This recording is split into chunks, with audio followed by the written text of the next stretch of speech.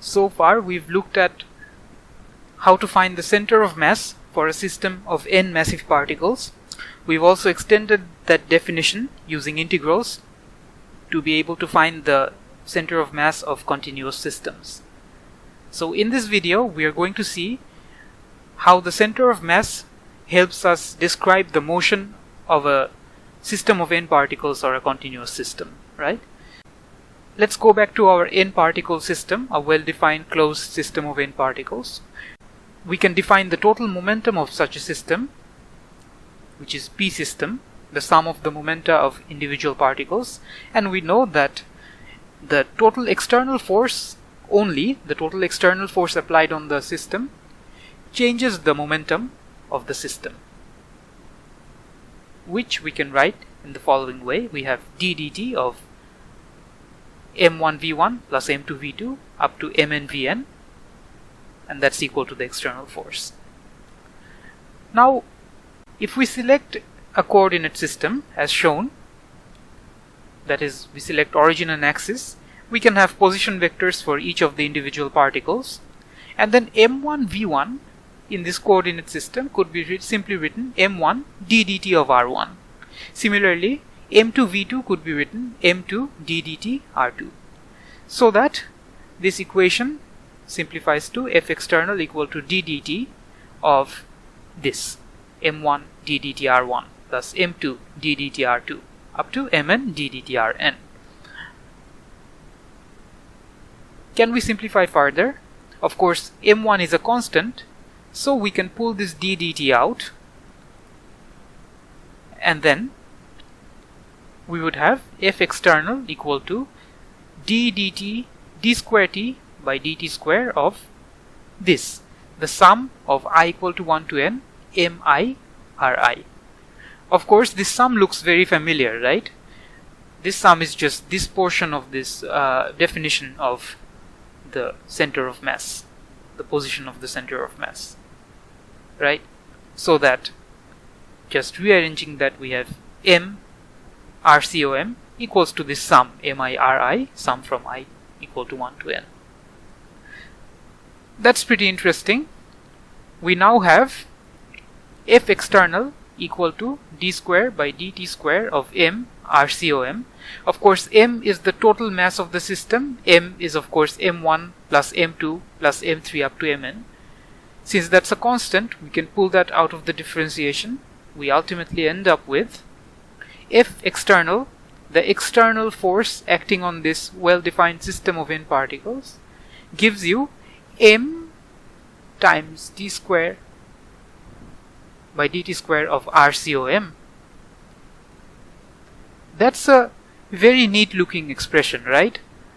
In fact, it looks just like the Newton's second law applied to a point particle of mass capital M with position vector rcom. We don't have a single particle here. We have n particles here, right, in this system. But in describing the motion of this n particle system, we have come upon an equation that looks like the equation of a single particle. That's very neat, but we should interpret this in the correct way. So, let's look at how to interpret this equation, f external equal to m d square by dt square of rcom. First of all, notice something. We don't know exactly what are the forces acting on these individual particles.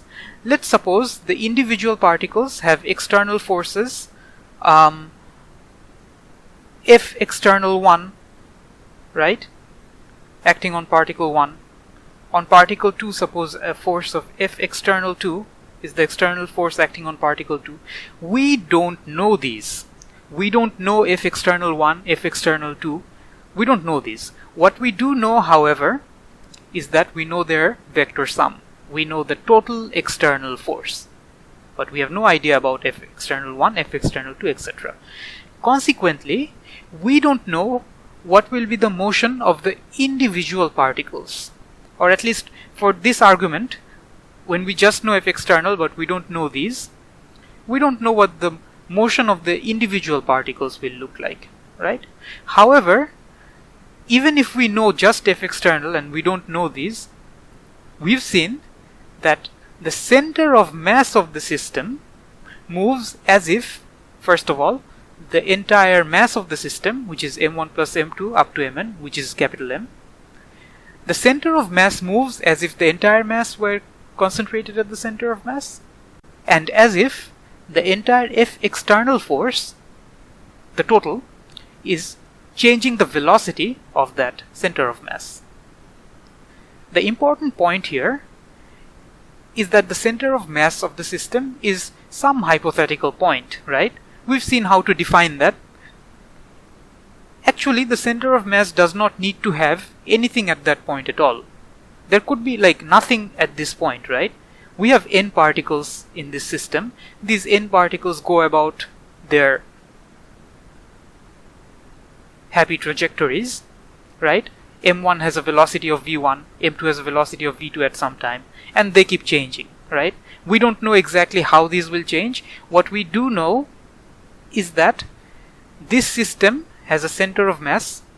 There could be no masses here at the center of mass, but this system moves or changes in such a way that it seems like there is a total mass of m at the center of mass, and this center of mass has a force of total F external acting on it. That's what this equation says, right?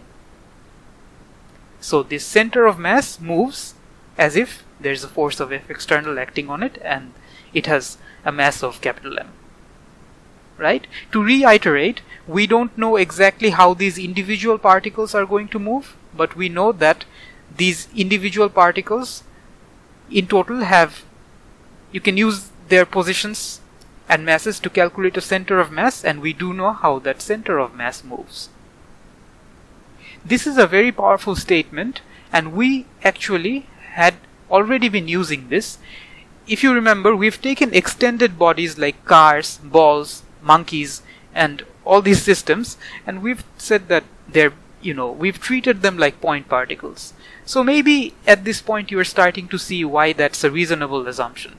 Just take the whole extended body and treat it like a point particle situated at its center of mass with the total mass there. That center of mass evolves as if the whole external force is acting on that center of mass and the whole mass is concentrated there.